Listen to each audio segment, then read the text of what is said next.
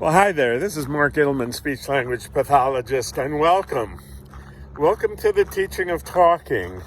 It's been a while since I've done a video, and I've been busy. And we're going to have a conversation today about apraxia.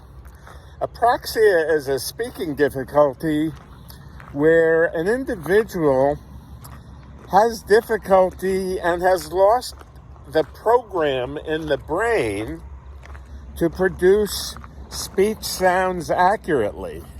So imagine that one day you were speaking and you were talking, and maybe you had a stroke or maybe you had aphasia. And what happened with that aphasia was you also developed what we call an apraxia. And an apraxia occurs when you just lose the ability to know what to do with your tongue and your lips and your throat, and you go to say words and it all comes out like mush. It all comes out very, very, in a way that's very unclear, okay? So that's what apraxia is. And it's sort of like if a person can't raise their hand and you ask them to raise their hand, or if you ask them to hold up a hand, or if you ask them to nod their head yes, and they can't do that, that's called a motor apraxia or a limb apraxia or a body part apraxia, where you ask them to do something with a portion of their body and they can't do it. And that's basically what apraxia is.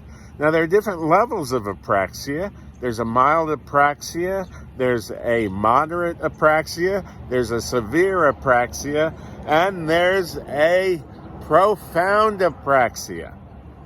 Okay, so, but that's what it is. It's that they can't always get their tongue and their mouth to move in the right way to produce a word. Now, if you have an idea and you have words to say, and your tongue and your lips and your throat kind of forget how to say the sounds that will help you express that idea, well, by golly, you've got an apraxia. And, there are a lot of therapists and there are a lot of people who have aphasia, and they are not making progress in speech therapy because the apraxia is not being addressed. Or it's being addressed, but it's not being addressed in a sequential, developmental way. Now, when speech is learned, there are certain sounds that are learned first, and there's a progression of sounds that are learned to make up words. And that's what happens with children. Well, the same thing has to happen with a person with apraxia. And the whole premise of apraxia therapy is relearning the speech sounds so that they can voluntarily move their structures in a way to produce words. All right. So, if a person has aphasia and also has apraxia, they're not going anywhere with apraxia therapy or aphasia therapy. They're not going to get anywhere with aphasia therapy unless the apraxia is addressed. And that's why a lot more people aren't getting better, because the apraxia is predominant. And what tends to happen is that a person goes for a speech evaluation and they're not able to imitate single words or phrases or anything like that. And either the doctor or the therapist or whomever it may be might say, well, this person can't imitate speech. Well, we have to give them a speaking machine. Well, that's not the answer, because most people with apraxia and aphasia don't want a speaking machine. They want to learn how to talk again. But I gotta let you know that it takes a considerable amount of work. Now, we've just completed an 8-week course where we taught caregivers and therapists of those with apraxia how to do apraxia therapy. Now, each person in the class for 8 weeks got a book chapter to our new book with each class. We met twice a week.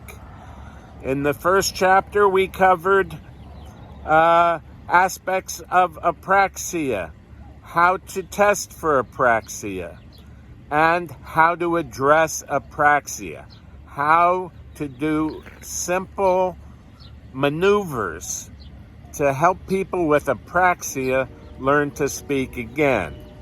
So we gave this class, and we had students in that class, and the students were mostly caregivers who had loved ones with apraxia.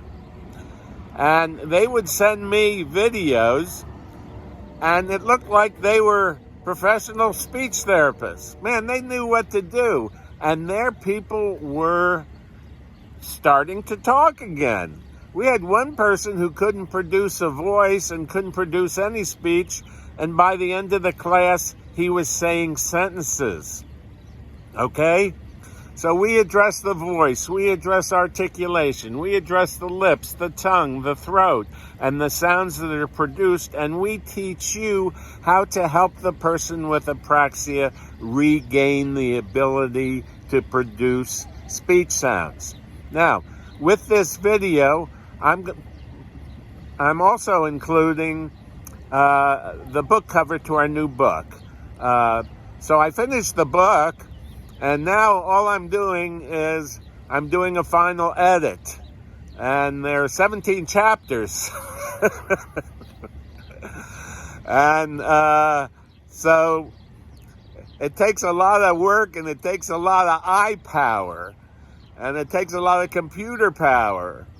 But it's about done, and I'm going to put a link to the new book and add it to this particular video. And if you're on our mailing list, you'll be getting a email in about a week. And in that week, you'll receive an offer. You'll receive an offer for the book on how to help your loved one with apraxia speak at home, whether or not they're adults or children. And that link will go to the book that you'll be able to order and get immediately with a digital download. And if you want, you'll be able to also get the videos that I presented that teach caregivers exactly what to do to help their loved ones speak better. So this is Mark Ittleman, speech-language pathologist. I'm excited about sharing another piece of work about apraxia that's designed for caregivers, that's designed especially right now when many of us are home, when there's a wonderful opportunity for you to help your loved one speak better or talk again. And we're also going to be including the initial book, The Teaching of Talking, which was designed for those with aphasia, those who know the words they want to say but can't seem to get them out. And they can get the words out, but they don't have apraxia. So they're a little bit easier and less complex to work with. But if you have a person with apraxia and aphasia, man, you've got to address the apraxia first. So this is Mark Ittleman, speech-language pathologist. I hope you've liked this little video on apraxia.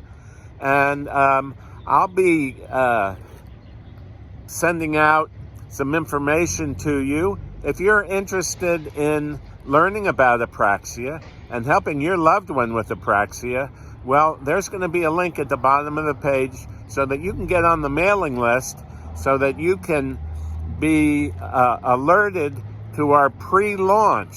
Now, when we get the book out, which is going to be in about another week or so, we're going to also do a pre-launch.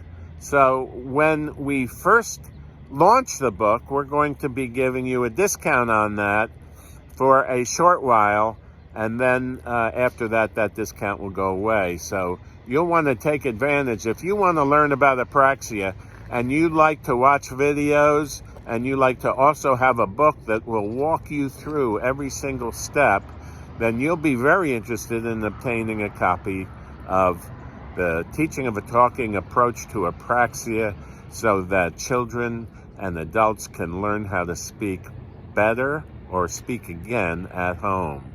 So we hope you've liked this video. Give us a thumbs up if you've liked it. And if you have any questions, down below this video, there'll be a link to our website where you can sign up for information about the new Apraxia book. And if you'd like to order it, put your name on the list, and we'll be sending out a pre-launch sale information very shortly.